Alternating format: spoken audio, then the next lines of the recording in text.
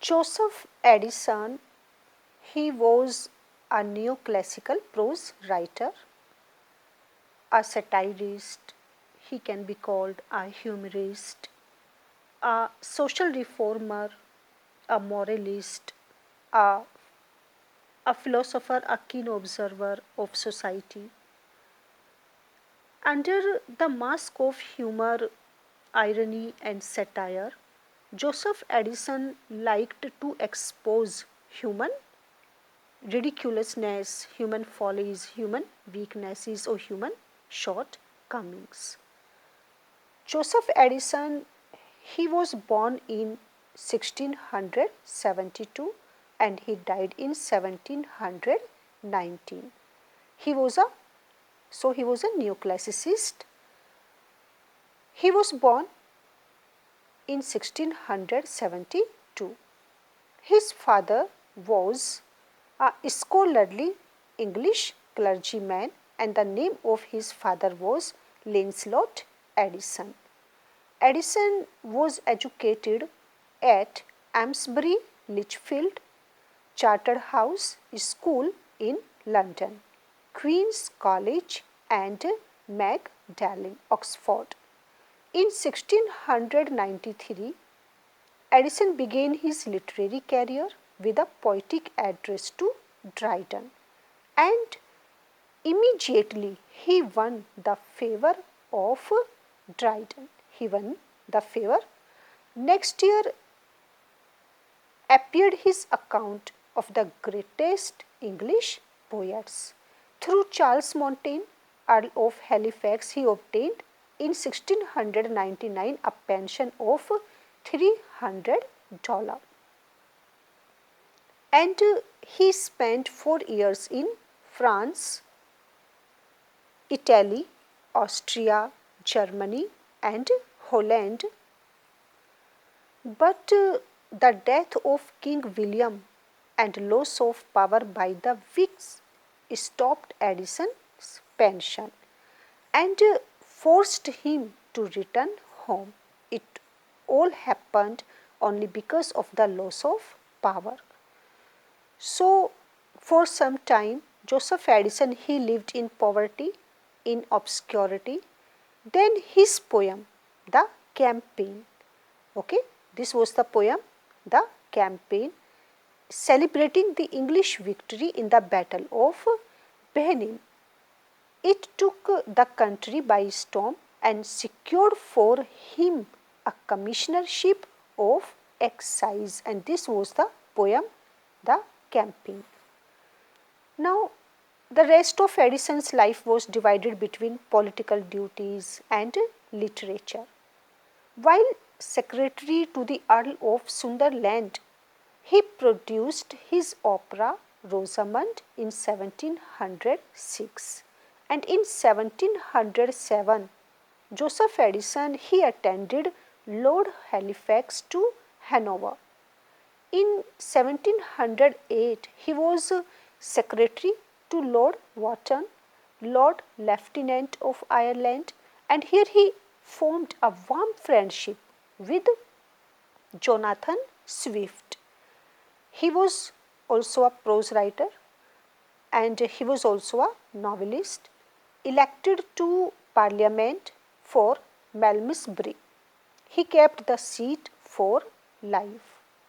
Now, Addison's essays for the Tatler and the Spectator, which are very famous and they both are known, Joseph Addison and Richard Steele, they are known for Tatler and Spectator, were written between 1709 and 1714. But he won more literary fame by his classical tragedy Cato. It was a classical tragedy and Joseph Addison, he got a lot of fame and name through this tragedy, which we have almost forgotten. The play kept the stage for 35 nights. After the accession of George I, he became once more for about a year secretary to the Earl of Sunderland as Lord Lieutenant of Ireland. Now Joseph Addison, he also wrote his comedy. It was tragedy and he also wrote his comedy of the drummer, which was acted at Drury Lane, but it could not get such success as was achieved by Cato. Now in 1716, Joseph Addison married a widow. She was the Countess of Warwick, and Joseph Addison went to live with her at her home.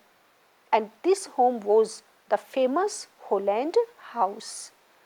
Now his married life couldn't get a success, and it lasted only 3 years. Perhaps it was not a happy one, married life. Certainly, this was the reason, maybe, that Joseph Addison he never wrote of women except with gentle satire, and he became more and more a member of a club. So now he became a club man. He spent most of his time in the clubs and in the coffee houses of London with his friends or alone. Up to this time, Addison's life had been singularly peaceful, but it is said that the last years of his life were made very unhappy, very sorrowful. Why? Because of quarrels. First, the quarrel was with Alexander Pope, then with Swift, Jonathan Swift, and finally with his lifelong friend. Okay, it was Richard Steele. Richard Steele was his first friend, but he had quarrels with all, with Pope, with Jonathan Swift, and even with his friend Richard Steele. The first quarrel was largely the result of Pope's jealousy, maybe because Alexander Pope, his temperament was very different. He was a very irritated kind of man, and he always carried a jealousy for the successful people it is supposed to be. So Pope's jealousy, maybe. The other quarrels with Jonathan Swift and Steele were the unfortunate result of political differences. A sufferer. Joseph Addison, later he became a sufferer from asthma and then dropsy, and he died at Holland House on June 17th in 1719. As a light essayist, we can say that Joseph Addison has no equal in English literature. In The Spectator, the foundation of all that is sound and healthy in modern English thought may be traced. Addison's criticism doesn't aim as being profound, but it is distinguished for its sobriety and good sense. His prose style reflects the grace and subtlety of his humor. Because Addison's prose style, there is a lot of satire, irony, humor. Humor is very mild, satire is also very soft, and his style is both subjective and social. He uses very simple, pure kinds of language. His expressions are also very pure and simple, and his essays are very interesting, very delightful, and very homely.